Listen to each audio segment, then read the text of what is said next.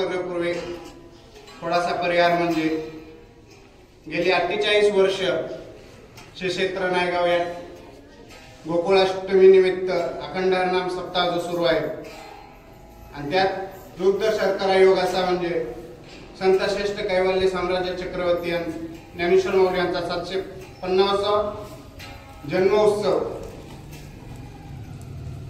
हा एक प्रकारचा योगायोग आलेला आहे। त्याचे औचित्य साधून हा अखंड हरिनाम सप्ताह यातील पहिल्या दिवसाची प्रवचन रूपी सेवा माझ्याकडे वाट्याला आली आहे। महायोग पीठे तटे विमरत्याम पुरम कुंडलिकाय धातु मुनिंद्रे समागत्य तिष्ठं तमानंद कंदम परब्रह्मलिंगम भजे पांडुरंग लोकाभिरामं रणरंगधीरं राजीवनेत्रं रघुभूषणातं कारुण्यरूपं करुणाकरन्तं श्रीरामचन्द्रं शरणं प्रपद्ये मनोजो मारुततुल्यवेगं जितेन्द्रियं बुद्धिमतामुरिष्टं वातात्मजं वानरत्नमुख्यं श्रीरामदूतं शरणं प्रपद्ये। आता वेळो वाग्विलासिनी जे चातुर्यार्थ कला कामिनी हे श्री शारदा विश्वमोही नमस्कार हिमिया।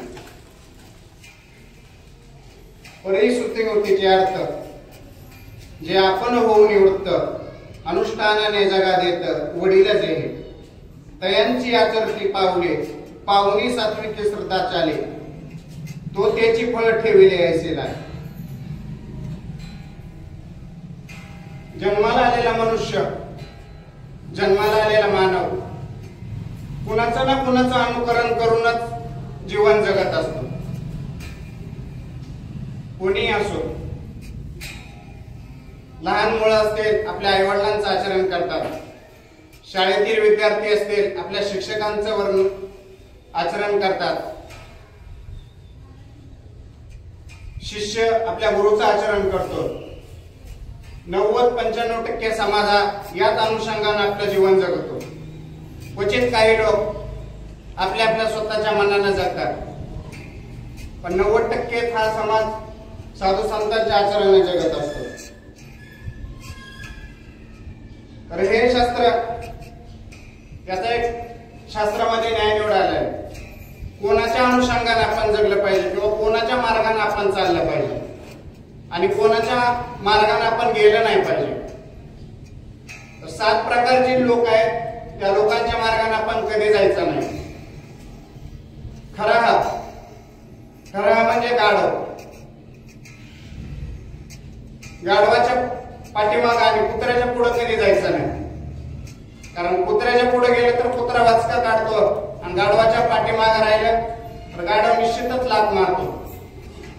उदाहरणार्थ सांगायचं झालं तर एका जंगलामधून एक गाढव चालत होतं आणि जंगलातून जात असताना तर गाढवाच्या पायामध्ये काटा घुसला। काटा घुसल्याबरोबर तो गाढव व्याकुळ झाला, काटा काही त्याला निघेना झाला। तिथे कोल्हा होता, कोल्ह्याला वाटलं गाढवाला वेदना होत आहे, त्रास होत आहे, आपण त्याची काहीतरी मदत केली पाहिजे। या अनुषंगाने तो गाढवाजवळ गेला आणि गाढवाच्या पायाला काटा काढला। काटा काढल्याबरोबर गाढवाला लाथ मारली, कारण तो त्याचा स्वभाव आहे। म्हणून शास्त्र सांगतं खरं गाढवाच्या पाठीमागे कधी जायचं नाही। दुसरा प्रकार आहे मूर्ख। जो माणूस मूर्ख आहे, मूर्खाच्या सामन्यावर कधी विश्वास ठेवायचा नाही किंवा मूर्खाच्या मार्गाने कधी जायचं नाही। मूर्ख कोणाला म्हणावं? जिथं कुणाचं डोकं चालत नाही तिथं याचं डोकं चालतं, म्हणून याचं नाव मूर्ख। शास्त्र याला दृष्टांत ज्ञानोबारायांनी सांगितलाय, एक मनुष्य मनालाही तो बोलत राहायचा। मूर्खाची लक्षणं सांगितले,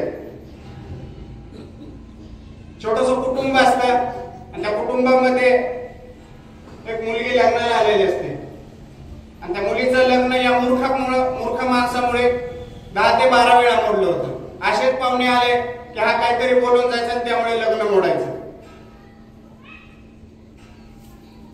ब्राह्मण भावाने 4-5 वेळेस प्रयत्न केला तरी ते लग्न काय ठिकाणी।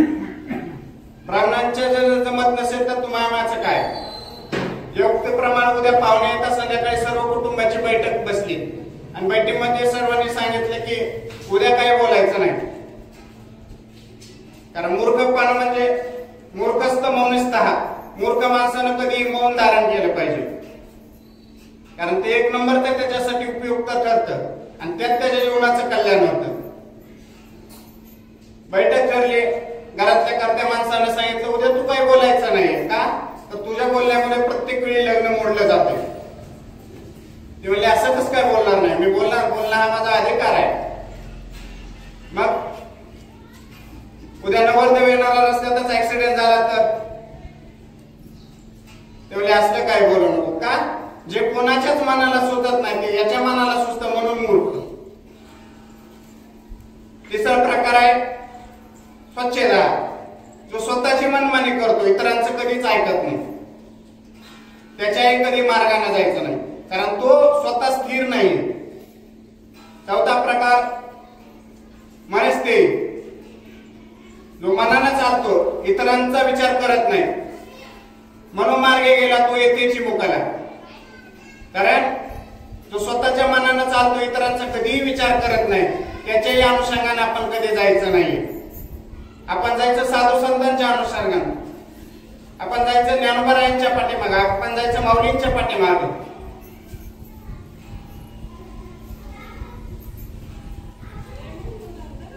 हे 4 प्रकार झाले. पाचवा प्रकार आहे अस्थिरता, जो मनाला स्थिर नाहीये, ज्याचं मन चंचल आहे. कबीरजी एके ठिकाणी सांगून जातात, चंचल मन ओझल कोणे पाय, कदम मिला कर चल, सफलता तेरे चरण चुमेगी आज नाही तू कर. हे मानवा, तुझं मन स्थिर नाहीये ना, तर तुझं मन स्थिर ठेव, कारण मन हे असं आहे एका क्षणात, आता बसल्या बसल्या आपण दुसऱ्या ठिकाणी शरीरानं जरी गेलो नसलो तरी मनानं मात्र निश्चित जाऊ शकतो. म्हणून हे मन आपलं स्थिर राहिलं पाहिजे, कारण ज्यानं मनावर आपल्या नियंत्रण ठेवलं, ज्यानं मनावर आपल्या ताबा मिळवला, तो काळावरही ताबा मिळवू शकतो.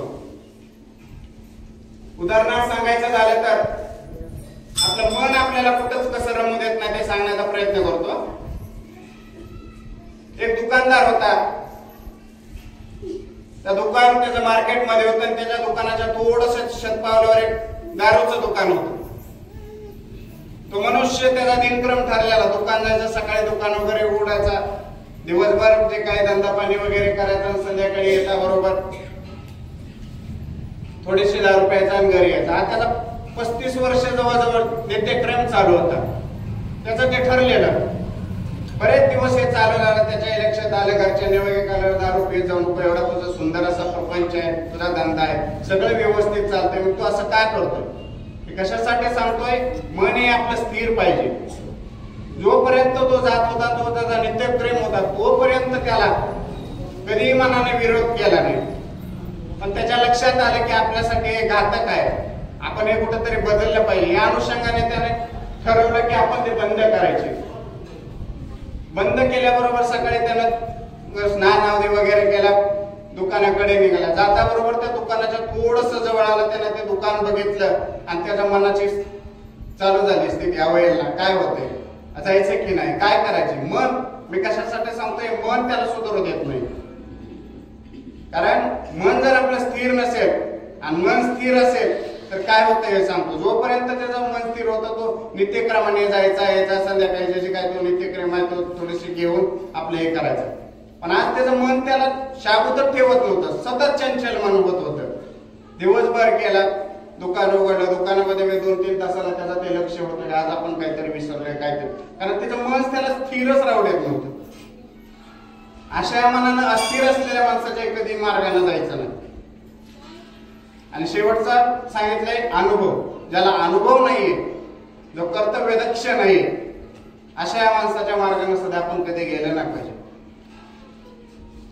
कारण अनुभव असलेली माणसं, ज्याला अनुभव कमी जरी असला तरी चालेल, पण जो अनुभवाची पूर्तता करून आयुष्याचं कल्याण करतो, तशा अनुषंगाच्या माणसाला आपण गेलो तर तो त्यांच्या जीवनातला अनुभव आपल्यालाही वाटायला कधीतरी परी आठविला चित्ता तरी ते आपली योग्यता.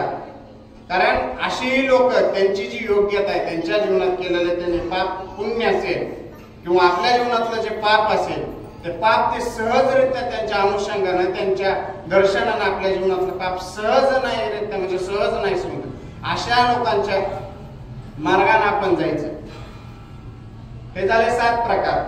परमावली तुम्ही म्हणताय ठीक आहे, धर्मशास्त्रानं सांगितलंय 7 प्रकारच्या लोकांना जायचं नाही. मग कोणत्या लोकांच्या अनुषंगाने आपण जगायचं, कोणत्या लोकांच्या जे लोक असे सात्विक आहेत कोणते लोक आहेत ते आपण त्यांच्या मार्गाने गेलं पाहिजे. मग माऊली सांगतात जे लोक सात्विक आहेत त्यांच्या मार्गाने आपण गेलं पाहिजे. जे लोक ज्ञानी आहेत त्यांच्या मार्गाने आपण गेलो. जे लोक पुण्यवान धर्मात्मा शीलवान आहेत त्यांच्या मार्गाने आपण गेलं पाहिजे. मग अशा माणसांची लक्षणं काय, अशी माणसं ओळखायची कशी? ज्ञानोबरायांनी ज्ञानेश्वरी लिहिली. ज्ञानेश्वरी लिहिली त्यांना एका साधकाने प्रश्न विचारला, ज्ञानोबराय तुम्ही ज्ञानेश्वरी लिहिली, ती ज्ञानेश्वरी लिहित असताना तुम्ही कोणत्या गुरुकुलामध्ये शिकला किंवा कोणत्या विद्यापीठामध्ये किंवा कोणत्या शाळेमध्ये शिकला? ज्ञानोबरायांनी सुंदर उत्तर दिले. ज्यावेळी ज्ञानेश्वरी लिहिण्याचा संकल्प केला माझ्या डोळ्यासमोर मग फक्त आणि फक्त माझ्या गुरूंचे स्पर्श आणि गुरूंचे चरण कमल होतं. त्या चरण कमलाकडे बघून मी ज्ञानेश्वरी सहजरित्या माझ्या मुखात कधी निघाली माझं मलाच कळलं. तर अशा लोकांचा सहवास जरी राहिला तरी आपल्या जीवनाचं कल्याण होतं. कारण जीवनाचं कल्याण करायचं असेल आपण ज्यावेळेस एखाद्या भिंतीवर लिहिलेलं असतं मीच माझ्या जीवनाचा शिल्पकार नाही, आपण आपल्या जीवनाचे शिल्पकार नाही. आपण कुणाच्या तरी अनुषंगाने गेल्याशिवाय आपल्या जीवनाचा उद्धार होणं शक्यच नाही. कारण इतरांचा उद्धार होऊ शकतो, मानवाचा उद्धार सहजासहजी होऊ शकत नाही. ज्या भिंतींचा उद्धार करण्यासाठी ज्ञानोबरायांना 2 शब्द उच्चारावे, चल भिंत. ज्या रेड्याचा उद्धार करण्यासाठी फक्त एक ऋग्वेदाचा मंत्र उच्चारावा लागला, पण त्या ज्ञानोबरायांना या मानवी रूपी देहाचा उद्धार करण्यासाठी ज्ञानेश्वरीचा पवित्र ग्रंथ चांगदेव 65 हरिपाठ ज्ञानेश्वरी 9000 ओव्या लिहाव्या लागल्या. म्हणून म्हणतो मानवाचा उद्धार सहजासहजी शक्य नाही. ज्ञानोबराय म्हणतात ठीक आहे, अशा माणसाचा उद्धार कशाने कोणत्या अनुषंगाने उद्धार होईल? अशा लोकांच्या सानिध्यामध्ये आपण जर गेलो तर त्यांची जी योग्यता आहे ती सहजरित्या आपल्याला देऊन टाकतात आणि आपल्या जीवनाचा उद्धार होतो. श्रुती मूर्तीचे अर्थ, श्रुती आणि मूर्ती हे 2 शास्त्रकार सांगितले. हे 2 डोळे आहेत. जीवन जगत असताना आपण जे या डोळ्यांनी बघतो हे डोळे नाही, श्रुती आणि मूर्ती. श्रुती म्हणजे जर सांगायचं झालं तर तात्पर्य आपण मनानच वाटचाल करत असताना आपण कुठेतरी बुद्धीचा विचार करतो, ती झाली श्रुती. आणि मूर्ती आपलं शरीर जरी मृत असलं तरी आपला आत्मा जो स्थिर आहे. कारण आपल्या शरीर रूपी देहाला मरण आहे पण आत्म्याला मरण नाही. कारण भगवद्गीतेमध्ये 4थ्या अध्यायामध्ये श्रीकृष्णाने सांगितले नैनम छंदंती शस्त्रानी नैनम दहती पावका नैनम चैंदम क्लाद्य पूर्ण शोषती मारका. या शरीराला मरण आहे, या आत्म्याला मरण नाही.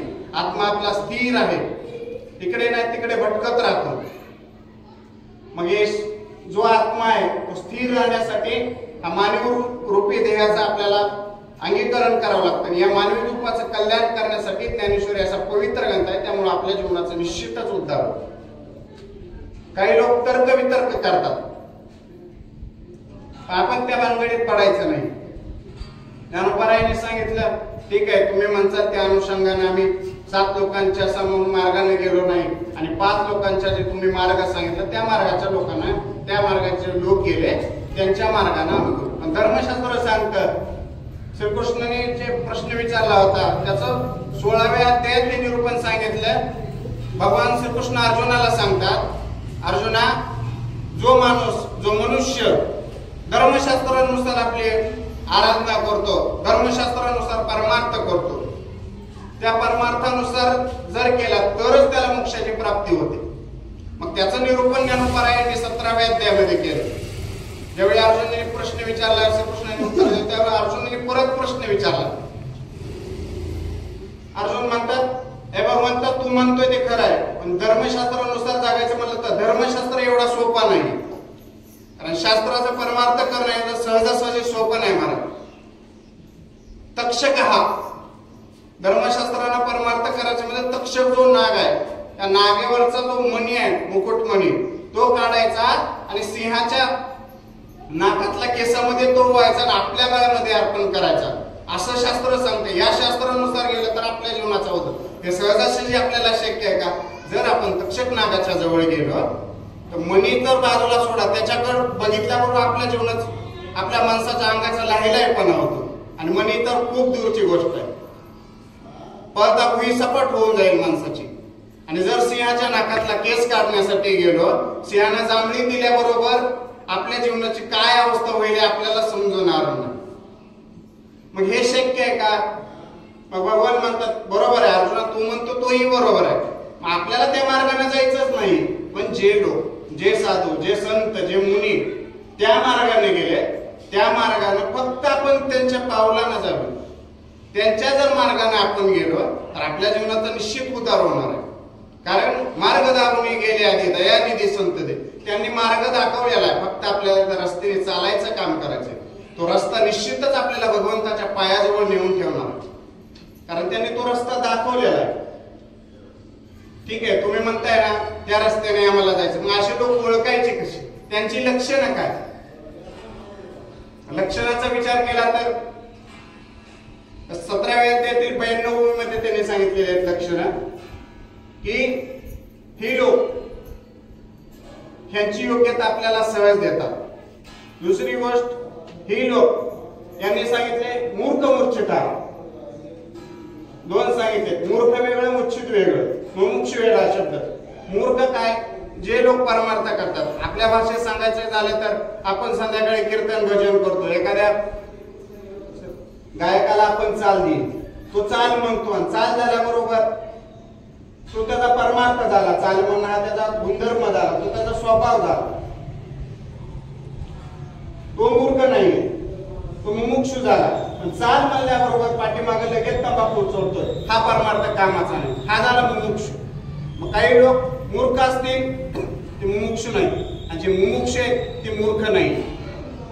ही जी लोक आहेत ती मूर्ख कारण ज्या ज्ञानेश्वरी जी गाथा दगडावर तरंगली गेली एवढी सुंदर अशी गाथाची अभंग आपण म्हणतो आणि तत्कालीन 5 मिनिटानंतर आपण जर तंबाखू खाणं म्हणजे आपली वाचेतून जे ज्ञानोपरायांचं असेल जे तुकाराम महाराजांचं जे या साधू संतांनी अगणित असं अगाढ्य ज्ञान आपल्यासाठी निर्माण करून ठेवलंय यामुळे आपल्या जीवनाचा उद्धार करून हे ज्ञान आपण वापरतो हे वारंवार पाठ करतो हे पाठ करत असताना या वाचेची शुद्धी होते पण ते शुद्धी 5 मिनिटानंतर जर आपल्या जीवन तंबाखू व्यसनाधीन आपण आपली वाचा जर वाटत असो तर गेलेल्या परमार्थाचं काहीच सार होणार नाही मला। अशा लोकांचा मूर्ख मुमुक्षु यांच्या मार्गाने कधी जायचं नाही।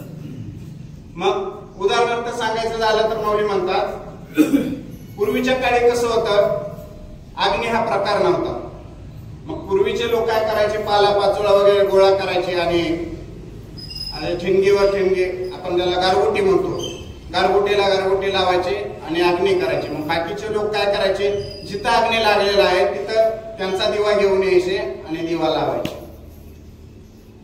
आता गारगोटी नाही काडीपेटी आली काड्या लावायचं काम करताय सगळे शासनाने रॉकेल बंद केलं पण तरी काय जणांनी रॉकेल ठेवलेलंच कारण त्यांचा स्वधर्म झालाय काड्या लावणं।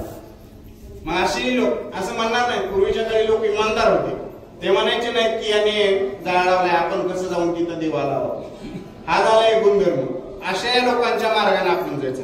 दुसरा दृष्टांत ज्ञानोपरायाने सांगितलाय एखाद्या माणसानं वाटसरून रस्त्याच्या कडेला जर झाड लावलं ते झाड ज्यानं लावलं त्यालाही सावली देतं आणि त्या रस्त्याने त्या मार्गाने जो कोणी जातो जो कोणी वाटसरू असेल वारकरी असेल दारकरी जो त्या मार्गाने झाडा खालून जातो त्यांनाही सावली देतो।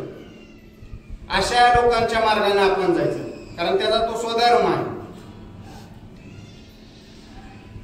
तिसरं सांगायचं झालं तर माऊली म्हणतात ही लोक या अनुषंगाने आपण गेलं पाहिजे।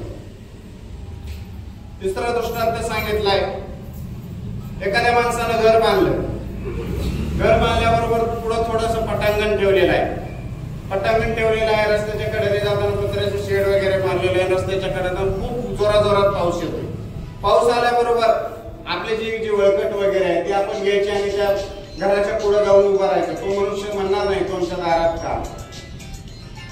आपलं कामच फक्त आहे जाऊन उभा राहायचं. व्हॉट्सअपचं कामच असतं जायचं ज्या ठिकाणी आपण पावसामध्ये भिजणार नाही याची दक्षता म्हणून आपण ज्या घराच्या विसाव्याला आपण जिथे जाऊन थांबतो अशा ठिकाणी गेल्यानंतर तिथेही आपल्याला त्रास होणार. या मार्गाने जे लोक गेले आपलं कामच ते, त्यांनी रस्ता दाखवला त्या मार्गाने आपण जायचं. आणि चौथा प्रकार आहे या साधू संतांच्या त्या मार्गाने आपण गेले. त्या मार्गाने जात असताना आपण कधी असा विचार करायचा नाही आपल्या जीवनाचं काहीतरी होणार नाही. आपण फक्त मनामध्ये परमार्थ रूपी भाव, जो भाव ज्ञानेश्वर महाराजांना ज्ञानेश्वरी लिहिताना आला, जो भाव जगद्गुरु तुकोबारायांना तुकाराम गाता लिहिताना आला, जो भाव सावतोबाबांना शेतामध्ये काम करताना आला, तो भाव आपल्याही जीवनात कधीतरी यावा. आणि तो येतो, प्रत्येकाच्या जीवनामध्ये येतो, पण हा भाव स्थिर असला पाहिजे. दिवसभर एवढं सुंदर काम करायचं, एवढं सुंदर काम करायचं, संध्याकाळी शांततेनं झोप आपल्याला आला पाहिजे. दिवसभर काम केलं, संध्याकाळी निश्चित शांत झोप येणार. 4 महिने एवढं काम करायचं, एवढं काम करायचं, राहिलेले 8 महिने सुखाची भाकर आपल्याला खाता येईल. आणि आयुष्यभर एवढा परमार्थ करायचा, एवढा परमार्थ करायचा. एक दिवस ज्ञानोबारायांनी, एक दिवस तुकाराम महाराजांनी आपल्यासाठी देवाकडे मागितलं पाहिजे, अकल्प आयुष्य व्हावे दयापुळा माझ्या सकळ हरीच्या दासा. आपल्यासाठी देवाला मागितलं पाहिजे, असा परमार्थ आपण केला पाहिजे. आणि अशा लोकांची म्हणून ज्ञानोबारांनी तयांची आचरती पावले पावनी सात्विकी श्रद्धाचार्य या मार्गाने जात असताना आपण विचार करायचा, त्यांनी मार्ग दाखवले त्या मार्गाने आपण जायचं. कारण आपल्या जीवनाचा उद्धार करण्यासाठी ज्याप्रमाणे कुंभार एखादा गाडगं घडवतो, कारण त्या गाडग्याला आकार दिल्याशिवाय जोपर्यंत गाडग्याची माती असते मातीला किंमत नाही, पण एकदा ती मातीचा लवलवीत आकार करून ज्या मडकं बनवलं जातं त्या मडक्याला निश्चित किंमत लागते. जोपर्यंत सोनाला जवळ सोनं प्रचंडपणे पडलेला असतो, जोपर्यंत त्याला आकार दिला जात नाही, कोणताही सोन्याचा आकार असू द्या, तोपर्यंत तो अलंकार बनत नाही, दागिना बनत नाही, तोपर्यंत त्या सोन्याला किंमत नाही. त्याचप्रमाणे आपल्या जीवनाचा उद्धार करण्यासाठी जोपर्यंत आपण गुरुच्या जवळ जात नाही तोपर्यंत, किंवा आपल्या जीवनात गुरुचा अनुभव, गुरुची सात्विका किंवा गुरुचं आचरण, गुरु ज्या मार्गाने गेले त्या मार्गाने आपण चालण्यासाठी आपण जोपर्यंत गुरुच्या सानिध्यात, गुरुच्या जवळ जात नाही तोपर्यंत आपल्या जीवनाचं सार्थ नाही. म्हणून त्यांच्या मार्गाने जायचं आपल्याला. तो त्याची फळ ठेवले, त्या मार्गाने गेले की निश्चित आपल्यासाठी फळ ठेवलेलं आहे. आणि आपल्याला फळाच्या प्राप्तीसाठी जो कालावधी आहे तो कालावधी परमार्थानच साध्य करता येईल. कारण फळ, झाडाला फळ लागलेलं दिसतं, झाडाला फळ कधी लागतं, आंब्याला मोहर आधी होतो, मोहर आल्यानंतर आंब्याला लागतं, आंबा कच्चा होतो, कच्चा आंबा खाल्ल्यानंतर आपल्याला तो, ज्याला आंबट खायची सवय तो आंबट खातो. त्याच्या खरंच जर चव चाकायची असेल तो आंबा पिकलेला किंवा पानाचा आंबा ज्यावेळेस खातो त्यावेळेस आपल्याला त्याची चव कळते. तसंच परमार्थही असाच आहे. जोपर्यंत आपण परमार्थाची पूर्णतः चव प्राप्त करत नाही, पूर्णतः लीन स्वरूपाने आपण देवाच्या जवळ जात नाही, तोपर्यंत आपल्याला परमार्थाची किंमत कळत नाही. आणि अशा लोक ज्या मार्गाने, ज्या अनुषंगाने गेले त्या मार्गाने जर आपण गेलो तर निश्चितच आपल्या जीवनाचं कल्याण आहे. पण इथं कल्याण कुणाला करायचंच नाही, इथं फक्त आणि फक्त आपला आणि आपल्या पुरताच विचार करायचा. कधीतरी दुसऱ्यासाठी जगायला माणसानं शिकलं पाहिजे. कधी कधी स्वतःच्या मनानं कोणीही जगू शकतं, पण जे इतरांसाठी जगतो त्याला मनुष्य म्हटलं जातं. ज्ञानोबारायांनी असा विचार केला असता, ज्ञानेश्वरी लिहिण्यापेक्षा आपल्या आपल्या जीवनाचा उद्धार केला असता तर निश्चितच त्यांचं कल्याण झालं असतं. पण त्यांनी विचार केला, एवढी ज्ञानेश्वरी जरी आपल्यासाठी लिहिली ती मात्र त्यांना अभिमान वाटला नाही किंवा गर्व झाला नाही किंवा आपल्या भाषेत माज आला नाही. का ते म्हणतात, किंबहुना तुमचे केले तुमच्यासाठी काय, तुमच्या आशीर्वादामुळे मला साध्य झालं, ते माझ्या मनचं काही नाही. कारण संतांचा जन्म तुम्हाच्या कल्याणासाठी झालेला, जगाच्या कल्याणा संतांच्या उन्नती देव कष्टविती परोपकार. मग ही अशी जे लोक आहेत यांच्या मार्गाने आपण जायचं. याच्यासाठी जीवनात काही सार लिहिलेले, एक गुरुचा मार्ग, गुरुच्या अनुषंगाने गेलं पाहिजे, एक साधू संतांच्या. कारण जोपर्यंत आपल्या जीवनामध्ये गुरु होत नाही तोपर्यंत आपल्या जीवनाचा उद्धार नाही म्हणजे नाहीच. कारण गुरु हा संत कोळीचा राजा, गुरु हा पान विजावा माझा, गुरु विन देव नाही तुझा त्रैलोक. रामायणामध्ये सुंदर उदाहरण आहे की आपल्या जीवनाचा भगवान स्वतः देव जरी असते, जोपर्यंत गुरुची अनुभूती त्यांच्या जीवनामध्ये येत नाही तोपर्यंत त्यांच्या जीवनाचा उद्धार नाही. भगवान रामप्रभूंचा जन्म झाला, सगळीकडे आनंदी आनंद झाला. भगवान वरी बसलेल्या देवदेवतांनाही वाटलं की आपणही दर्शन घ्यावं पाहिजे, आपल्यालाही बाळ स्वरूपाचं दर्शन झालं पाहिजे. कारण भगवान पंढरीत रामप्रभू असते, श्रीकृष्ण असलेले बाळ स्वरूपामध्ये. कारण पहिले जे 5-6 अवतार होते ते पूर्णतः असे स्वरूपहीन नव्हते. राजस कुमार, मदनाचा पुत्र, रवी शशिकळा लोकलिया, म्हणजे बाळ सगुण गुणाचे ताने, बाळ दिसते गोजिरवाणी, हे जे बाळ स्वरूप होतं ते पहिल्या 6 अवतारामध्ये दिसलंच नाही. कच्छ वच्चे मरा, पहिला कासवाच, दुसरा मत्स्य अवतार झाला, तिसरा वराह. हे जे अवतार होते पूर्ण स्वरूप नव्हते. नरसिंह असेल, वामन असेल, परशुराम असेल, हे 6 अवतार. परशुराम रागीट स्वभाव होते, वामन बटुकडे होते, आणि पहिले नरसिंह रागीट की फक्त सिंहाचा मुकुट आणि बाकीचं शरीर मानवरूपी.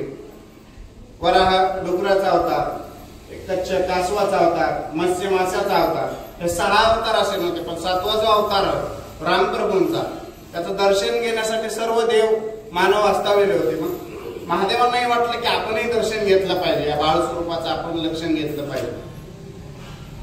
दर्शन घेण्यासाठी जायचं.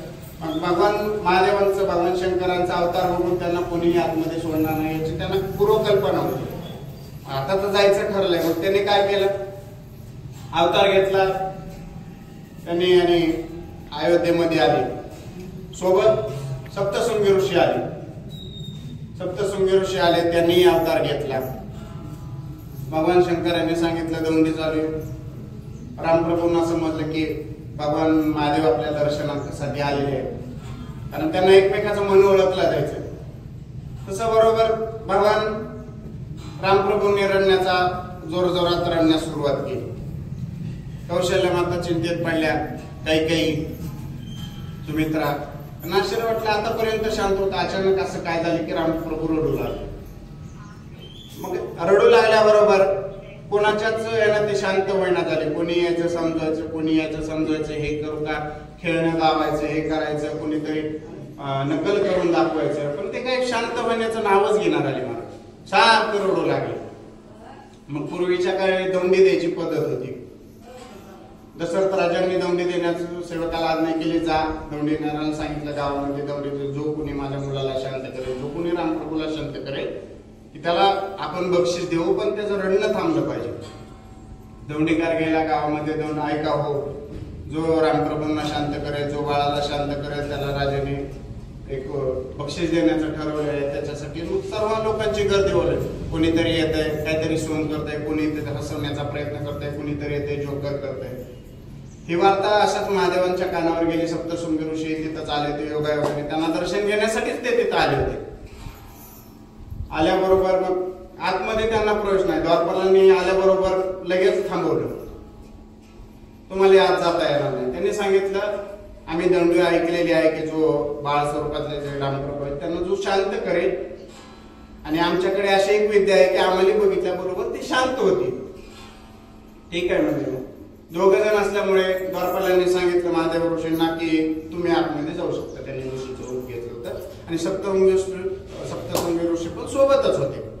मग त्यांनी महादेवाला सोबत घेतल्याबरोबर मग जाता येईना झालं. सप्तशृंगी ऋषी इकडे तिकडे बघू लागले. भगवानांनी चाल केली, म्हणजे तुम्ही मला घेऊन आल्याबरोबर तुमचा उद्धार होतोय, पण मी गेल्याशिवाय तुमचा उद्धार होणार. सप्तशृंगी ऋषीने त्या द्वारपालांना सांगितलं, द्वारपालजी मी जरी हे विद्या देत असेल तर ह्यांच्याकडे बघितल्याशिवाय, महादेव प्रभूंनी सांगितलं, मी जरी ऋषी असलो तरी यांच्याकडे बघितल्याशिवाय मला विद्या तिथं देता येत नाही. ती विद्या दिल्याशिवाय तो मुलगा शांत होणार नाही. असं मी सांगतोय कशासाठी, जोपर्यंत आपल्या जीवनामध्ये गुरुचं स्थान, गुरुचा सहवास, गुरुचा अनुभव आपल्या मार्गात येत नाही किंवा आपल्या जीवनात येत नाही, तोपर्यंत आपल्या जीवनाचा उद्धार नाही. कारण आपलं मनुष्य 84 लक्ष योनीनंतर खूप छोटंसं आयुष्य आहे. 7 दिवसाचा जन्म आहे महाराज. सोमवारी जन्म होतो, मंगळवारी लहानाचा मोठा होतो, बुधवारी शिक्षण होतं, नोकरीला असतो, गुरुवारी लग्न होतं, शुक्रवारी नातू पण तो, शनिवारी म्हातारा होतो आणि रविवारी मृत्यू पडतो. 7 दिवसाचं जग नाही महाराज, या पलीकडे काय नाही. एवढा असून देखील आपण परमार्थापासून वंचित होत चाललो. एवढा असा अगाध ज्ञान आपल्यासाठी निर्माण केलंय, पण याच्यापासून कुठं ना कुठं आपण वंचित होत चाललो. आज 700 वर्ष झाले, 750 वर्ष झाले, तरीही आपण रूप पाहत आलो चाल रोज म्हणतो, तरी पण आपल्याला कधी कंटाळा येतो. एखाद्या सिनेमाचं गाणं असेल, ते फेमस झालं असेल, फक्त ते चालतं 100 ते वर्ष, थोडेसे पैसे कमवून देतं, पण गेली 700 वर्ष 750 वर्ष झालं ज्ञानोबरायांचा रूप पाहत आलो. चाली बदलले असतील, चाल वेगवेगळी आपण लावतो, निश्चित रोज तोच आगम्य म्हणतोय सानिध्य, ही आराधना, ही साधना फक्त आणि फक्त माझ्या ज्ञानोबरायांची, साधना माझ्या तुकोबारायांची. का? त्यांनी त्यांच्या जीवनाचं कल्याण करत असताना आधी आपल्या जीवनाचा त्यांनी सर्वस्व आपल्यासाठी अर्पण केले. कारण त्यांच्या जीवनातील योग्यता आणि ही योग्यता फक्त आणि फक्त संतच देऊ शकतात. इतरांच्या ते सानिध्यामध्ये नाही, इतरांची ती क्षमताही नाही. थोडक्यात उदाहरणार्थ सांगायचं गेलं तर एखाद्या मनुष्याकडे आपल्याकडे काय तर त्याला धन मागितलं, पैसा अडका मागितला, तो आपल्याला देऊ शकतो. पण आपण जर त्याला म्हणलं तू तुझं मला सर्वस्व दे, तो सर्वस्व त्याचं देणार नाही. का? त्याच्याकडनं ते शक्य नाही. पण संतांना जर आपण मागितलं, सावतोबाबांच्या जीवनातला प्रसंग आहे. ज्यावेळेस देवाला जपून लपण्यासाठी जागाच नव्हती, त्यांनी त्यांचं ती छाती फाडली आणि त्यामध्ये भगवान पांडुरंगांना समावित केलं. कारण हे संत होते. आपल्याला जर म्हणलं तुमच्या हृदयामध्ये देवाला आम्हाला सांगायचं, तर आपण ते करणार. का? आपली ती योग्यता नाही, आपली ती पात्रता नाही. पण अशी योग्यता, अशी पात्रता निश्चितच साधू संतांच्या संगतीमध्ये, साधू संतांच्या ठिकाणी, इतरांच्या ठिकाणी शक्यच नाही. अशी जी लोक आहेत ज्या मार्गाने गेले त्या मार्गाने आपण जाण्याचं काम ज्ञानोबा या ओळीमध्ये सांगतात. आणि अशांच्या मार्गाने जर गेलं, त्यांच्या जीवनातलं जे पूर्वसंचित पुण्य आहे, ते पुण्य निश्चितच आपल्या पदरी पडतं, त्यांचं पुण्य आपल्या पदरी पडतं. अशा मार्गाने आपण गेलं पाहिजे. उदाहरण सांगायचं गेलं तर नवऱ्यानं, म्हणजे जो नवरा असतो पती, पतीच्या मार्गाने पत्नीने गेलं पाहिजे. विद्यार्थ्यानं गुरुच्या मार्गाने गेलं पाहिजे. आणि आपण साधू संतांच्या मार्गाने गेलं पाहिजे. अशा मार्गाने आणि असे तोची फळ ठेवले, त्यांनी फळ ठेवले. ऐसे लाहे म्हणजे निश्चितच आपल्या जीवनाचं कल्याण आहे. कारण त्यांनी फळ ठेवलेलं आहे. आणि त्या फळाची प्राप्ती आपल्याला फक्त नामस्मरण, फक्त साधना. मग ती साधना कोणती असो, एखादा शिक्षक असेल तर त्याची शिक्षकाची साधना असेल, एखाद्या विद्यार्थी अवस्था असेल तर विद्यार्थ्याचे काही लक्षण आहेत. काकस्पर्श मकर ध्यान, त्यावेळेसाठी तीक्ष्ण नजर असली पाहिजे. विद्यार्थी अवस्थेत विद्यार्थ्यांना 4च्या नंतर कधी झोपलं नाही पाहिजे. हे विद्यार्थ्याची लक्षणं जर पाळली तर त्याच्या जीवनात निश्चित कल्याण. त्या पद्धतीने आपल्या जीवनाचं कल्याणही होतं. असे काही लक्षणं सांगितली, त्या लक्षणाची पूर्तता आपण केली पाहिजे. हे करत असताना कुठं ना कुठं आपण कधीतरी मार्ग भटकतो. पण ते भटकण्यासाठी जर मार्ग आपला भटकतात तर निश्चित एक वेळेस आपल्या डोळ्यासमोर ज्ञानोबरायांना ठेवा. निश्चित आपण एखाद्या वेळेस ज्ञानोबरायांना, तुकोबारायांना ठेवा. त्यांच्या जीवनातील प्रसंग आठवा, त्यांच्या जीवनातील जे काही त्यांनी दुःख, यातना, भोगलेले ते जर आपण आठवले तर आपल्या जीवनात निश्चित कल्याण होणार. कारण अशा लोकांचे आपलं तर त्यांच्या पुढे काहीच नाही महाराज. आज आपण हे करतो. एक वेळ ज्या ज्ञानोबरायांनी आपल्यासाठी ज्ञानेश्वरी लिहिली, त्या ज्ञानोबरायांना एक वेळच्या आणण्यासाठी अक्षरशः 2-2, 3-3 दिवस उपाशी राहिले. त्यापेक्षा आपला आज आपलं गाथा भजन संपण्यापूर्वीच नैवेद्य दाखवला जातो, जेवणाची आपली सोय होती. ज्ञानोबरायांनी एवढी ज्ञानेश्वरी लिहिली, एवढं आपल्यासाठी निर्माण केलं, पण आपण त्यापासून वंचित राहतो. पण असा त्यांनी कधी विचार केला नाही की आपण ज्यांच्यासाठी करतोय ते मनुष्य आपलीच कदर करत नसेल, आपली किंमत ठेवत नसते. कारण माणसाला कधीही कुणाकडून अपेक्षा ठेवत नाही. जो माणूस कुणाकडून अपेक्षा ठेवतो, त्या अपेक्षा भंग पावल्यानंतर जो माणसाला त्रास होतो यालाच आपण आयुष्य म्हणतो. कारण आपली मनाची अशी एक स्थिती निर्माण होते की आपण त्या माणसावर विसंबून राहतो. हे माझ्यासाठी करेल, ते माझ्यासाठी करेल, कोणीच कोणासाठी करत नाही रे, नाही कुणाचे कोणी. अंतिजाचे पाने कटा माझी म्हणून जन्माला एकच जण आहे, आएगा सो जाएगा, राजा रंग फकीर. राजा असो, रंग असो, आलाय त्याला जायचं काय. पण आल्यानंतर आपण काय केलं पाहिजे, जाण्याच्या पूर्वी आपण आपल्या जीवनाचं काहीतरी सार मार्ग निश्चित ठेवलं पाहिजे की गेला होता एक मनुष्य ज्याने आपल्यासाठी काहीतरी केलं, याला तर आपण जीवन म्हणतो, याच्या पलीकडे काय नाही. हा सात्विक धर्म, हा सात्विक स्वभाव आपल्या आचरणात आणला पाहिजे. कारण माणूस आलाय जो मरणात, ज्याचा जन्म झालाय तो निश्चितच मरण पावणार, पण आतमधला जो काळ आहे, आतमधलं जे आपलं आयुष्य आहे ते कुठं ना कुठं कुणाच्या ना कुणाच्या अनुषंगाला, कुणाच्या ना कुणाच्या उपयोगाला आलं पाहिजे. असं हे आयुष्य आपण जगलं पाहिजे. त्याच्यासाठी ज्ञानोबारायांनी सांगितले तुम्ही अशा लोकांच्या मार्गाने जावा, अशा लोकांच्या संगतीमध्ये राहा, अशा लोकांचा अनुभव घ्या, त्याच्यामुळे तुमच्या जीवनाचा तर उद्धार निश्चित होणार आहे. पण जे काही लोक तुमच्या सोबत आहेत त्यांच्याही जीवनाचा निश्चित उद्धार होणार. अशा मार्गाने आपण गेलं पाहिजे.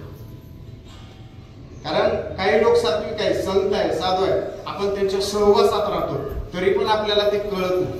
कारण ते त्यांची योग्यता समजण्यासाठी आपली तेवढी बुद्धी, आपल्या बुद्धीची तेवढी कौशल्यता नसते. मला तुकोबारायण एवढे देवाच्या जवळ होते, रोज त्यांना देव बोलायचे, त्यांच्यासोबत हे करायचे, तरी जिजाऊ साहेबांना माहिती नव्हतं की आपले जगद्गुरु तुकोबाराय म्हणजे साक्षात देव. ज्ञानोबाराय एवढे सात्विक होते, 21 वर्ष जगले, पण 21 वर्षाच्या अवधीमध्ये फक्त आणि फक्त जीवनाचं कल्याण केलं.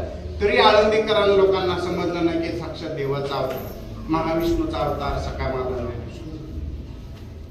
छत्रपती शिवराय ज्याने 50 वर्ष जगले, फक्त आणि फक्त जे आपले काही धार्मिक लोक आहेत त्यांच्यासाठी जगले, पण त्यांच्या सोबत राहिल्या मावळ्यांनाही छत्रपती शिवराय कळले नाही.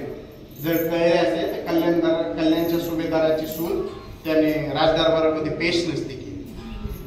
अशा लोकांच्या संगतीमध्ये आपण जरी गेलो तरी आपल्याला सहजरित्या ते कळत नाही.